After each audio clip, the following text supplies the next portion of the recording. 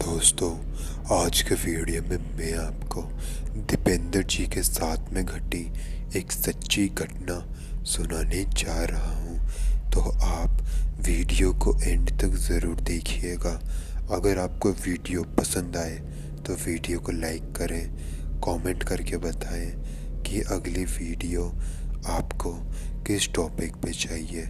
अगर आपके साथ भी कोई सच्ची घटना घटी हो तो वो आप मुझे मेरे इंस्टाग्राम पर भेज सकते हैं। इंस्टाग्राम का लिंक मैंने आपको दे दिया है नीचे डिस्क्रिप्शन बॉक्स में। और अब आगे की कहानी मैं आपको दीपेंद्र जी के पॉइंट ऑफ व्यू से ही सुनाऊंगा।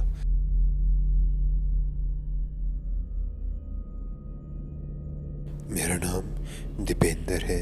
ये घटना मेरे साथ और मेरी फैमिली के साथ साल 2022 में घटी थी। मेरे फैमिली में मैं, मेरी मम्मी, मेरे पापा और मेरी छोटी बहन रहा करती थी। 2022 में मेरे पापा की डेथ हो गई थी, जिस वजह से अब मैं, मम्मी और मेरी छोटी बहन ही बचे हुए थे। जिस घर में हमारे साथ ये घटना घटी थी, हम आज भी उसी घर में रह रहे हैं। मेरे पापा हमारे घर में कमाने वाले अकेले इंसान थे। पहले हम लोग पूरे घर में रहा करते थे, लेकिन पापा के गुजर जाने के बाद हमने ऊपर वाला रूम किराए पर दे दिया था, क्योंकि हमें पैसों की बहुत प्रॉब्लम आ रही थी।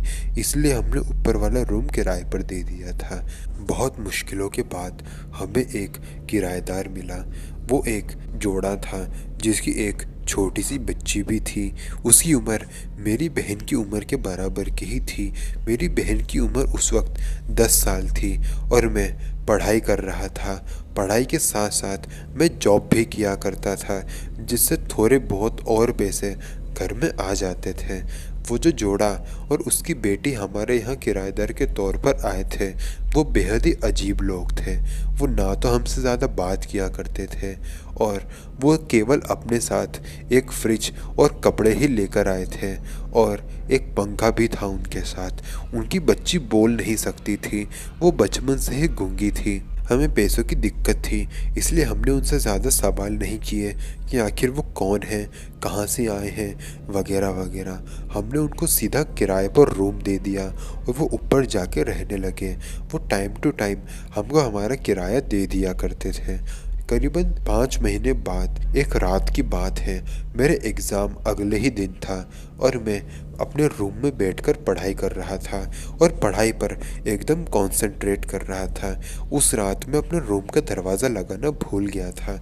मेरे रूम से डायरेक्ट बाहर हमारे घर की सीढ़ियाँ दिखाई देती हैं, जो कि फर्स्ट फ्लोर पर जाती है।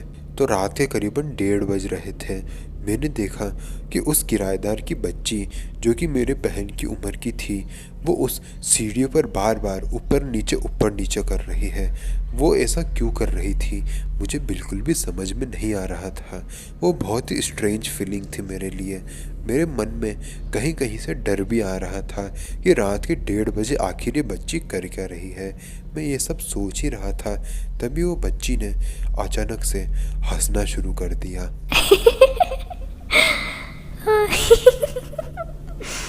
वो बच्ची बहुत ही डरावने तरीके से हंस रही थी। उसके हंसने को देखकर मैं बहुत ज़्यादा घबरा गया था, क्योंकि एक तो वो बच्ची गूंगी थी, वो बोल नहीं सकती थी, तो आखिरकार वो हंस कैसे रही थी। बहुत ही स्ट्रेंज फीलिंग थी मेरे लिए।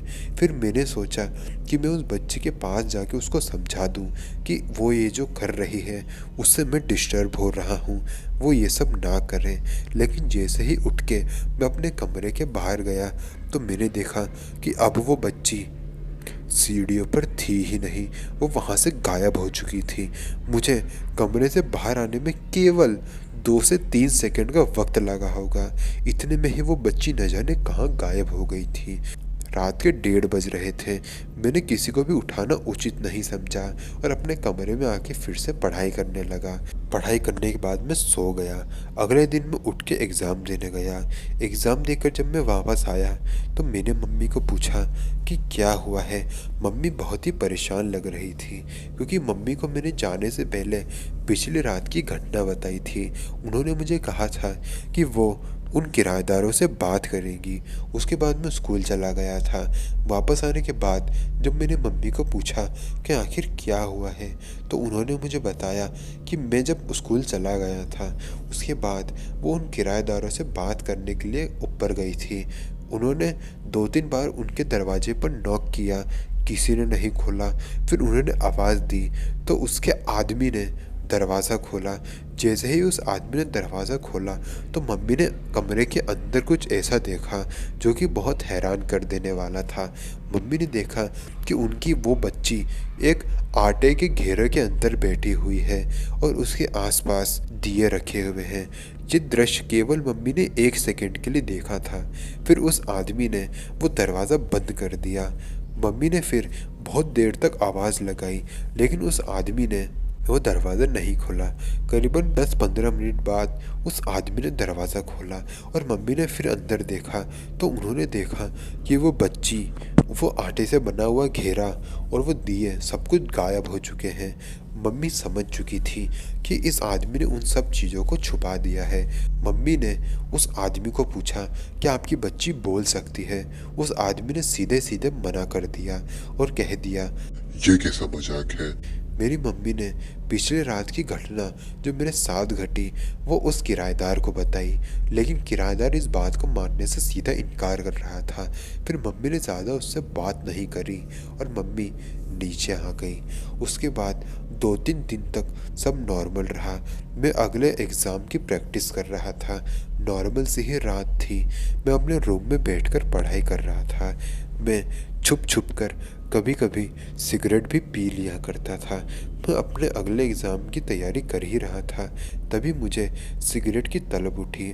मैं चुपके से अपने घर के छत पर गया और वहाँ जाकर सिगरेट पीने लगा। और जब मैं सिगरेट पी ही रहा था तभी मुझे अचानक से ऐसा फील हुआ कि कोई मेरे पीछे से बहुत तेज़ी से पास हुआ है। जब मैंने पीछे देखा तो पीछे तक कोई नहीं था, लेकिन मेरे पीछे सीढ़ियाँ मौजूद थीं जो कि टेरेस से नीचे जाती थी। उसी सीढ़ियों पर मैंने उसी बच्ची को बैठे हुए देखा। उसके बाल खुले हुए थे और वो हंस रही थी। उसकी हंसी सुनकर ऐसा लग रहा था कि एक साथ 2 लोग हंस रहे हों।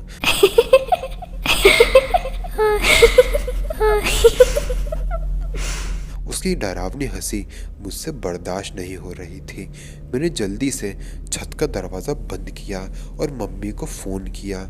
मम्मी ने जैसे ही फ़ोन उठाया मैंने उन्हें बताया कि हमारी छत की सीढ़ियों पर वो लड़की बैठी हुई है और हंस रही है। मम्मी जल्दी से उस सीढ़ियों के पास आई। फ़ोन अभी भी चालू था। मम्मी ने कहा कि उस सीढ़ियों पर तो कोई नहीं बैठा हुआ। मम्मी के कहने पर मैंने छत का दरवाज़ा खोला और उसके बाद मम्मी ने कहा कि ये सब अभी जो कुछ भी हो रहा है वो हम इन लोगों से कल बात करेंगे, अभी हम सो जाते हैं। फिर मम्मी और मैं जाकर सो गए थे। वैसे तो पूरी रात मुझे नींद आई ही नहीं थी। अगली सुबह मेरा एग्ज़ाम था। मैं एग्ज़ाम देने चला गया और एग्ज़ाम देकर जब मैं वापस आया तो मेरी मम्मी किसी चिंता में डूबी हुई थी। मैंने मेरी मम्मी को पूछा कि आखिर क्या हुआ है, तो उन्होंने मुझे बताया कि यहाँ जो किराएदार रहते थे वो बहुत जल्दी में रूम को खाली करके यहाँ से चले गए हैं। मैं भी हैरान हो गया था कि इतनी जल्दी में वो रूम खाली करके क्यों चले गए। वैसे तो हम भी उन्हें हमारे रूम से निकाल देना चाहते थे, लेकिन उन्होंने हमें किराया दे दिया था और उनका महीना ख़त्म होने में अभी 10 दिन बचे थे। हमने सोचा था कि 10 दिन और एडजस्ट कर लेंगे और महीना ख़त्म होने के बाद उन्हें रूम खाली करने को कह देंगे, लेकिन वो खुद ही बहुत जल्दी में रूम को खाली करके यहाँ से चले गए। मम्मी ने बताया था कि वो अपने साथ अपना सामान भी लेकर नहीं गए थे, वो बस अपने कुछ कपड़े लेकर बहुत जल्दी में यहाँ से चले गए और जाते वक्त भी वो बच्ची हंस रही थी। मम्मी ने बाद में ऊपर जाके उनके कमरे में देखा तो उन्होंने देखा कि उनके कमरे में बहुत सारे दिए पड़े हुए थे। उन्होंने उस फ्रिज को भी चेक किया। मम्मी ने जब उस फ्रिज को खोला तो वो बहुत ज़्यादा डर गई थी। बाद में मैंने भी उस फ्रिज को खोला और हम दोनों बहुत ज़्यादा डर गए थे। उस फ्रिज के अंदर बहुत अजीब सी चीज़ें पड़ी हुई थी।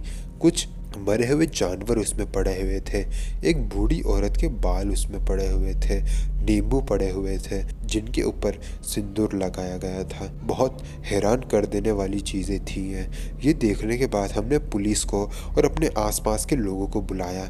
सब लोग उस चीज़ को देखकर बहुत ज़्यादा शॉक हो गए थे।